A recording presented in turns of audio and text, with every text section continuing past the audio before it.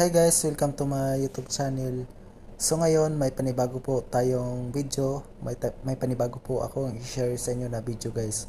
So sa video ito, ituturo ko po sa inyo kung paano po ba mag-transfer ng pera sa Landbank to BPI through online application. Yun, so ituturo ko po sa inyo guys paano mag-send o mag-transfer ng pera sa Landbank to BPI through online application. Yun. Ang una natin gagawin guys, i-click natin ang ating Landbank application o Landbank account. Tapos, pagkatapos guys, i-click lang natin ang ating password ng ating Landbank application. Pag na-type na ninyo ang inyong password guys, i-click lang nyo itong login. Pagkatapos guys, i-click lang niyo itong fund transfer.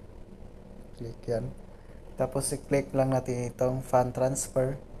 Tapos i-click niyo itong destination account. Tapos i-click niyo ang bank. Anong bank po ang ita-transfer natin yung pera. Since sa akin is BPI, i-click natin itong BPI. I-click natin ang BPI ito. Dito tayo i-click. Tapos account number, i-type lang natin ito. Diyan ang account number ng ating papadalhan na BPI guys. Tapos sa receiver name guys, yung pangalan ng inyong papadalhan o pangalan ng may-ari ng BPI na account. Tapos i-click na natin ang proceed. Tapos i-type natin dyan guys kung magkano po yung pera na ipapadala natin o ita-transfer natin. Guys, i-click ninyo ang pagtapos na i-click lang ninyo ang transfer now. Ay i-click lang yung select channel, i-click ang select channel. Tapos i-click nyo ang i-click lang niyo itong dito tayo sa InstaPay guys, i-click yan.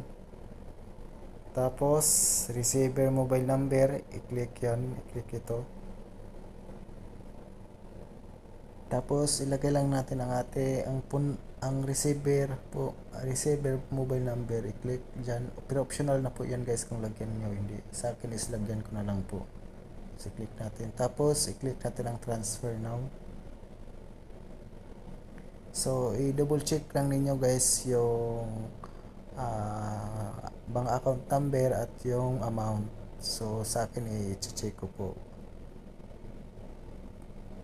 Pagkatapos guys, i-click lang ninyo ang confirm.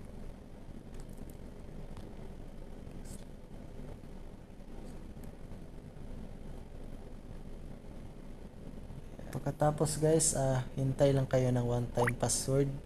Mag text po yan yung one-time password guys. Tapos i-click lang ninyo dito guys ang one-time password. May ka-count po siya guys, resend via 70 seconds. So i-type lang natin ang ating one-time password. Tapos i-click lang nyo itong proceed. Ayun guys, your transaction is successful. Yun, ito po yung transaction reference number. Yan, tapos transfer via sa InstaPay, July 1991, savings, usual naman sa BPI. Yun, ito po yung resibo ninyo guys. So, ang gagawin nyo guys is screenshot lang ninyo yan. Screenshot ninyo lang yan guys. Kailangan screenshot ninyo yan kasi yan po ang resibo ninyo. Dito lang po nagtatapos itong video na to at thank you for watching guys. Sana may natutunan naman kayo sa panibagong video kung paano mag-transfer ng pera sa Landbank to BPI gamit ang ating online application. Thank you.